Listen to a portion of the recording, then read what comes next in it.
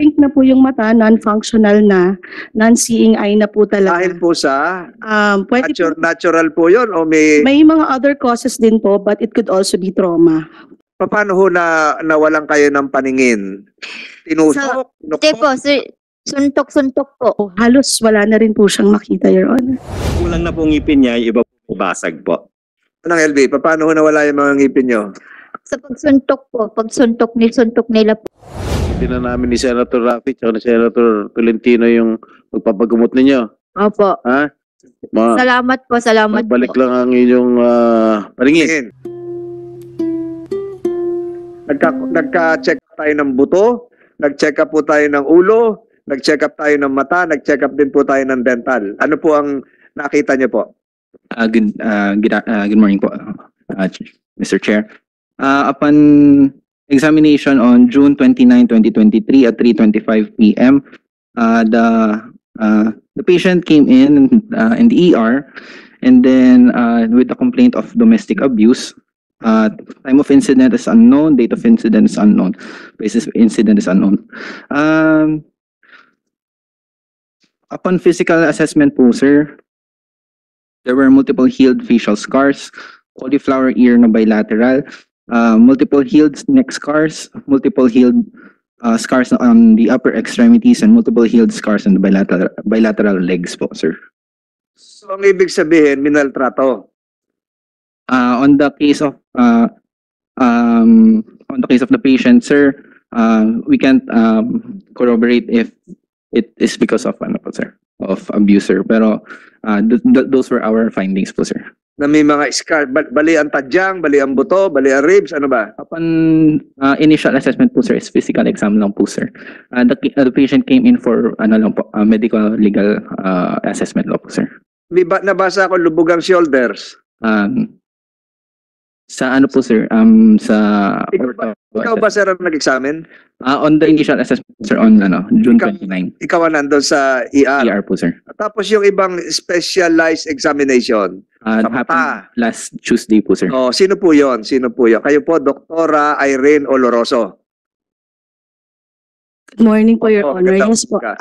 We saw the patient. I saw the patient last August 15. Ophthalmologist po kayo. Opo. Yes po, So, Your Honor. August 15, bago Yes. lang. So, yung dalawang mata, Last week po. lagot ang retina, Actually, may Your Honor, trauma. yes po, yung left eye po niya, physis bulbae na po, no? May Wala sabihin nun sa shrink na po yung mata, non-functional na, non-seeing eye na po talaga. dahil po sa Pwede po, natural po yun o may may mga other causes din po, but it could also be trauma.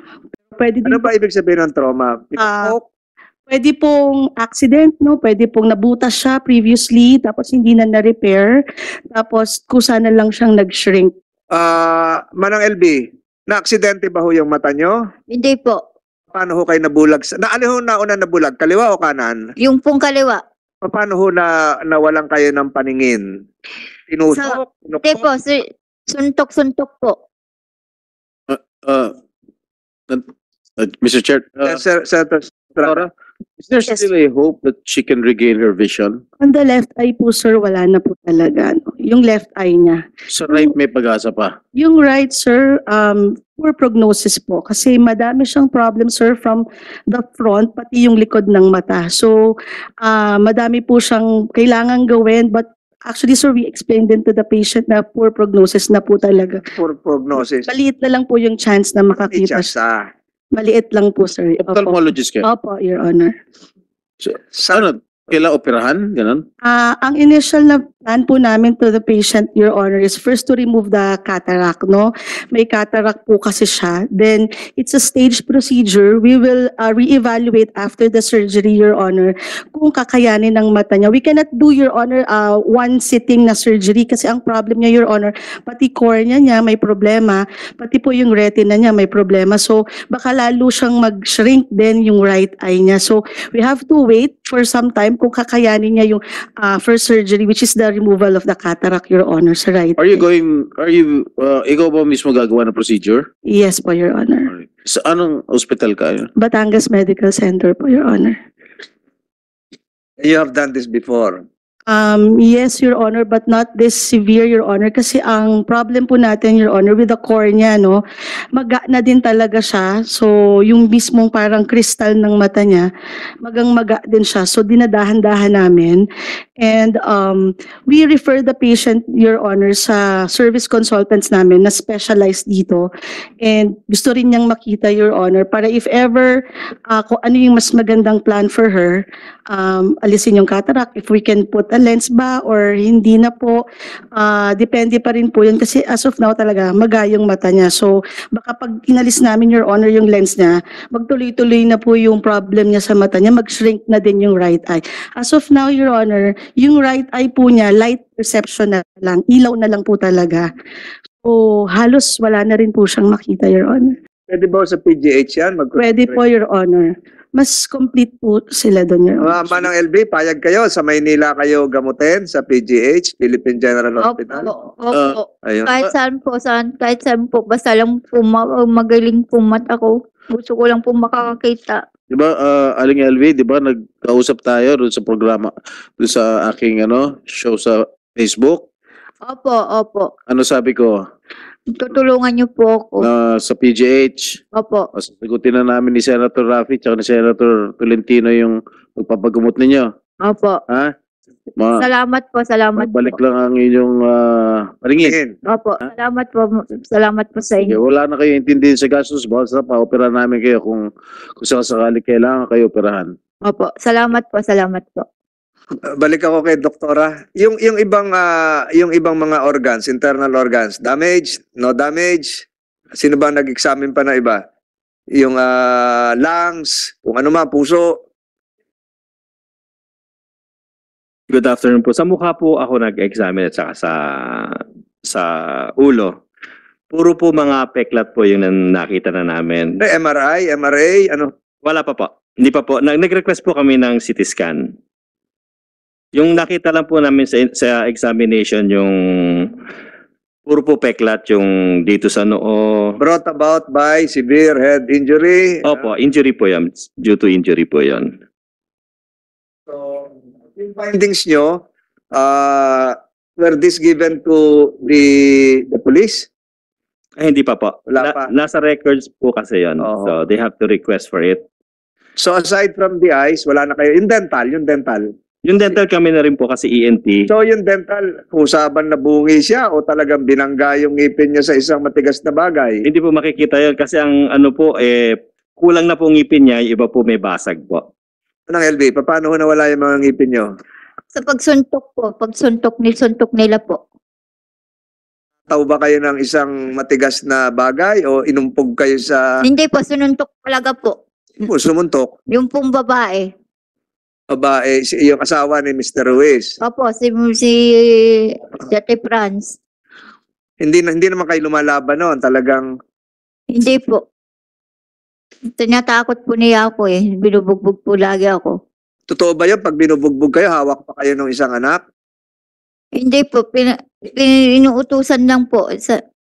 Ikaw nang bahala dyan. Kaya TLB mo, sabi po gano'n. Pinabubugbog din kayo sa iba. Opo.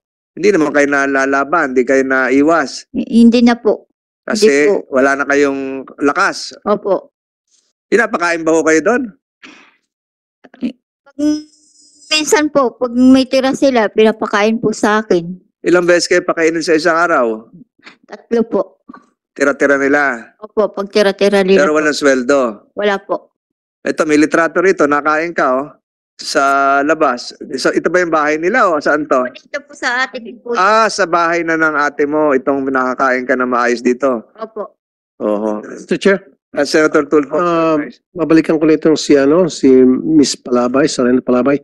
Totoo ba, Chairman, gusto mo magtistigo laban kay Sergeant Palabay? Totoo ba? Wala po sir, dahil yun lang naman po Hindi, kasi meron dito, binigyan ako ng information na willing ka raw magtistigo against Sergeant Palabay para masibak na serbisyo. Hindi ko naman po alam yung kanilang komunikasyon po bilang polis po at saka po ni Jerry. Okay, sabi kasi ng lawyer, tama? Si Attorney Gambol. Your Honor, please, I have no knowledge of such fact, Your Honor. To be Ano? honest and candid. You have? I don't know that the barangay chairman will testify against the police officer. But I received information that the barangay chairman will testify against the Ruiz. If the information is correct. I don't know if it is correct Okay, or not. willing ka mag-testify against the Ruiz? Ano yung testimonyang ibibigay mo laban sa mga Ruiz? Ang dahil po dun po sa mga lumabas na mga katulong niya na ngayon lang po nagsusumbong, dun po lang namin nalaman na talagang ganun po ang Bakit ginagawa niya. Bakit mga? Ano ibig sabihin ng mga? Marami pa? Marami po kasing lumabas na mga laging kasambahay niya na ganun po ang ginagawa niya talaga kay Nanay LB. So, ibig sabihin doon sa testimonya mo laban sa mga Ruiz ay itong mga Ruiz ay talagang nagmamaltrato ng mga kasambahay. Doon po sa mga huling lumabas po na mga... Huwag nang ganon, yes o no lang, di ba? Opo, opo. Okay. At meron ka mga ebidensya para magpapatunay, syempre magtitestimonya ka, di ba? Magtitisigo ka, dapat may mga ebidensya ka, lalo ka barangay chairman ka at may mga blatter kayo. So gagamitin mo yung mga blatter mo para patunay na talaga itong mga Ruiz ay nagmamaltrato ng mga kasambahay, tama?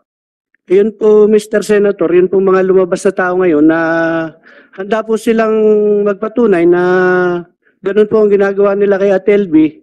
Marami pa po kasing nagsasalita ngayon na ngayon lang po lumabas nung... So naniniwala ka na itong mga Ruiz ay talaga nagmamaltrato ng mga kasambahay at si Ma'am LB ay matagal na minamaltrato nitong amo. So willing ka mag-testify dyan? Naniniwala na ako, sir, kasi nga po marami na pong nagsumbong ngayon sa amin na ganun po ang ginagawa nila. So marami na, pero nung una hindi ka naniniwala, nung si Ma'am LB lang nagsumbong, hindi ka pa naniniwala hanggat may dumating pa mga iba.